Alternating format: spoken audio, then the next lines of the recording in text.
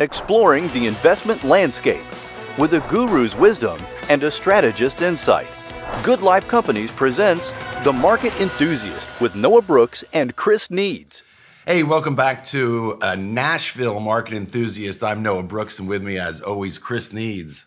How was your weekend here? How was your few days? It was awesome. I'm in a little hot water with the wife because this is her spot. This is where she wants to come. Wait, so she wanted to come and you didn't bring her down to Nashville?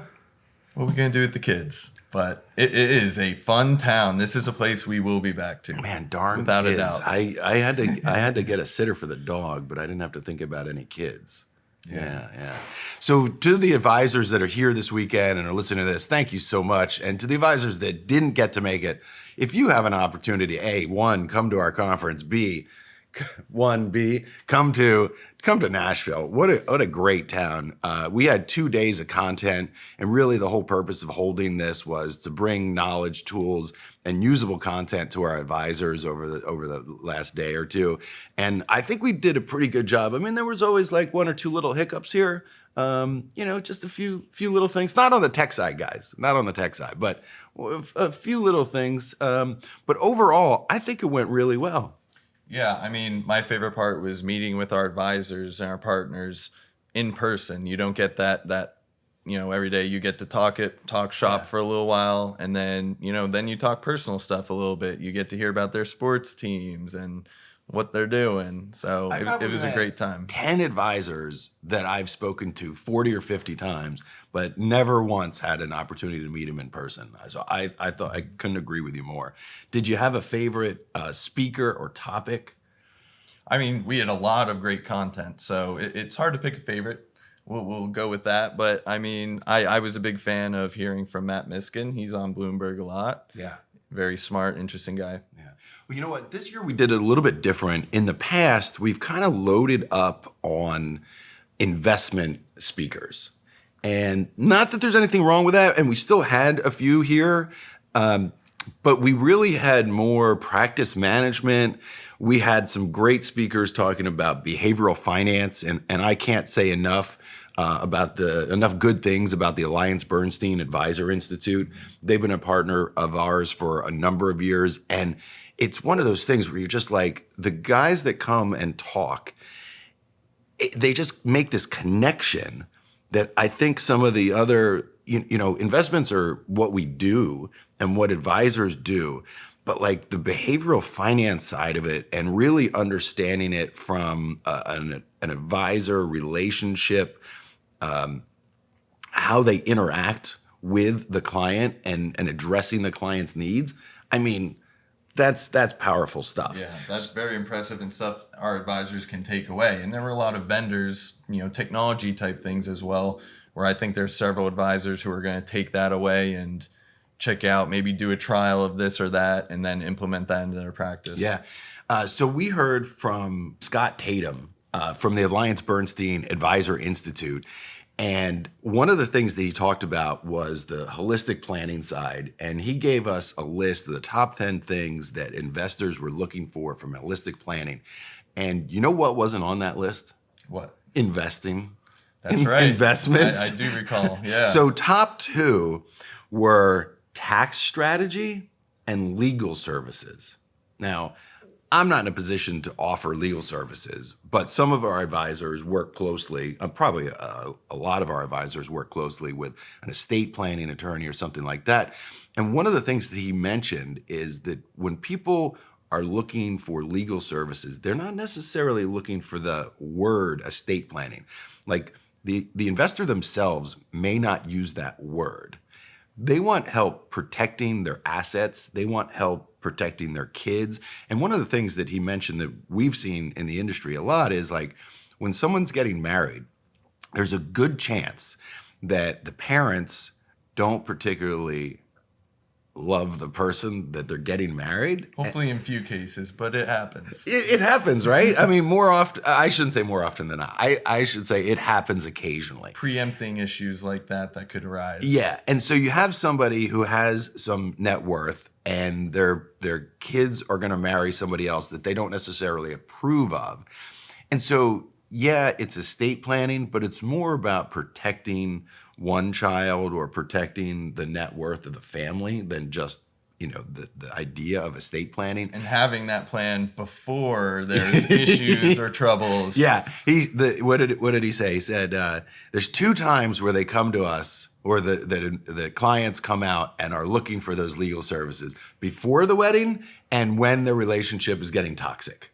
Right. And I thought at that point, it might be too late to protect. Yeah, that was interesting.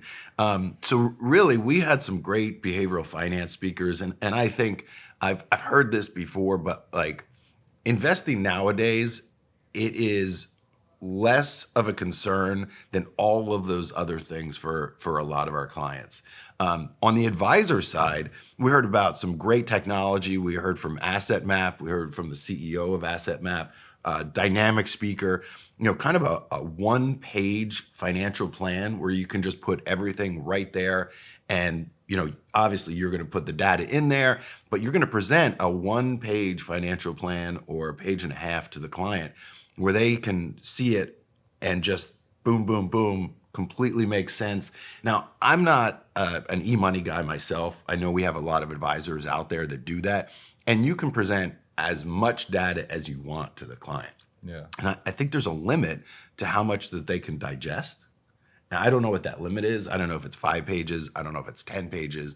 But it's one of those things where I know a page and a half is pretty simple, And what I saw with Asset Map is they make it interactive now. The tech was integrated very well, and they can change things on the fly right in front of a client and still make sense. Gives you numbers, gives you the plan. So yeah, tools they can take away and drive their meetings more efficiently. Yeah. One of the things that came out of the Advisor Success Panel, I hosted that. Mm-hmm. What did you think? I think I saw a lot of interest and opportunity in sort of the tax side. There's interesting programs people can use to integrate that and get a full financial picture without going through, find me all these statements and bring them into me. No, sign off on this and we'll get that information and we'll have the whole picture. What I picked up from it, and I don't use Holistic Plan, but what I picked up from the 3 advisors on the panel was that their key to growth was tax planning, right? And one of them was using Holistic Plan. Another advisor was using another plan that I'm not familiar with, and the third advisor was actually like old schooling it on a spreadsheet or something. All 3 of them were growing because of that, but the Holistic Plan. So Brennan actually came up with a third-party software that allows the client to sign off on it, and it will upload 10 years worth of tax data into Holistic Plan, and it will actually upload the next 3 automatically, or anytime that there is something going on that a document submitted to the IRS, it's automatically going to feed it right into Holistic Plan. And I was just like, man, like imagine having not to continually ask the client for the taxes. It's just, so you can reduce the time by, I don't know, 20, 30, 200%, 300%, I think was the number that Brennan said. And if that's the thing that's driving the growth in all 3 of those businesses, I mean, right? And slowing down the time it takes to actually get that documentation. So pretty powerful stuff. For anybody who's interested in hearing about that particular software, by all means, email us, Market Enthusiast at goodlifefa.com. We'll drop you a line, put you in touch with the right people. We did hear some really good stuff from the fixed income guys over at Voya, talking about the markets. Now, he was a fixed income guy, but he also got into like macro stuff and general economy. It's all related. You sort of have to. You'd be neglecting half the picture if you didn't. But Brett Conway from there did a great job and summing things up, putting it together. And we've got a picture on all sides. We had a macro guy who went everywhere in equity, international, and then followed it up with the fixed income side. Yeah, we heard a lot of points. So the takeaway that I got from Brett, and I can say this now. I don't know if anybody out there has ever been cruising down the highway and they decide they're going to step on it, and I'm not going to put a number out there, but exceeding the speed limit by a dramatic amount, right?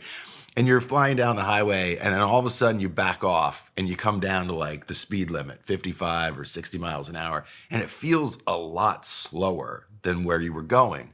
And he was making the point that where we were after COVID was this high ramp of GDP, right? 4, 5, 6, I think 6.25 annualized at one point on GDP. And we are slowing down. We're coming back down to that 3 to 3.25, and it feels completely different, right? Which I would have loved prior to COVID. And right? then, yeah, like you said, it feels totally different. It's now. not bad. It's the speed limit. Yeah. It just feels a lot slower than it was a year and a half ago. We don't know if it's going to continue to go down or if we're going to level out in the 2.5 to 3.5. It seems like that's the case. He was making a pretty good point about the consumer continuing to be resilient. Wage inflation was there, which is bad for corporations, but good for employees. Ultimate consumers. Right? Yeah. And the idea of consumers' debt to income has actually gone down since 2019 because of wages rising. And to me, that means that the consumer is still going to be resilient. I don't know what happens in 5 years or 10 years or anything like that. But in the short term, in the next year or two, the consumer is still going to be resilient. And that makes a case for a no landing, or at the very minimum, a soft landing, right? Yeah. And again, it seems like we're right at all-time highs again. And the market is just chugging along. We don't see any major cracks. One thing he mentioned was spreads are extremely tight, but that's because the fundamentals are great right now. Yeah. That's not a bad thing. Yeah.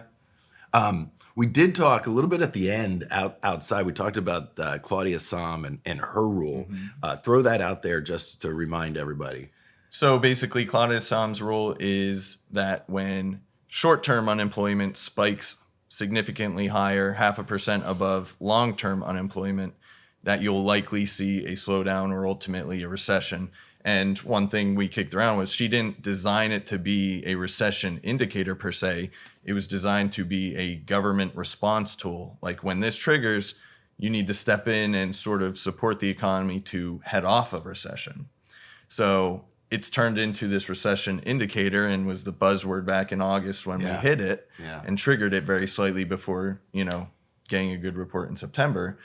But we certainly have seen, a slight slowdown, but again, it's not a painful slowdown. Well, and we've had the fiscal support to sort of handle that. He was making the point that the rise in the unemployment rate wasn't necessarily a function of layoffs, but rather a function of labor supply. Which is a good thing. And 4-week moving average of new unemployment claims is still under 250, like 245, 247. It used to be that anything under 400,000 on the 4-week was inflationary, wage inflationary. And now we've been under 400,000 for years. And yeah, we did have some inflation, but it is not picking up to the point where, there's a bell ringing saying, hey, there's a problem. Yeah. And it does seem like it's more of a supply with jobs than layoffs. So I'll tell you what, we had a great few days here in Nashville. I couldn't be happier, and I think the advisors got a lot out of it. If you came, thank you so much. It was great to see all of you. If you didn't, by all means, look for the next one, and we'd love to see you here next year, even though it's not going to be here. It'll be somewhere else. Yep. All right. For the Market Enthusiast, I'm Noah Brooks and Chris Needs. Thank you so much for joining us. The opinions voiced in this podcast are for general information only and are not intended to provide specific advice or recommendations for any individual. To determine which strategies or investments may be suitable for you, consult the appropriate qualified professional prior to making a decision. Economic forecasts set forth may not develop as predicted, and there can be no guarantee that strategies promoted will be successful. All performance referenced is historical and is no guarantee of future results. All indices are unmanaged and may not be invested into directly.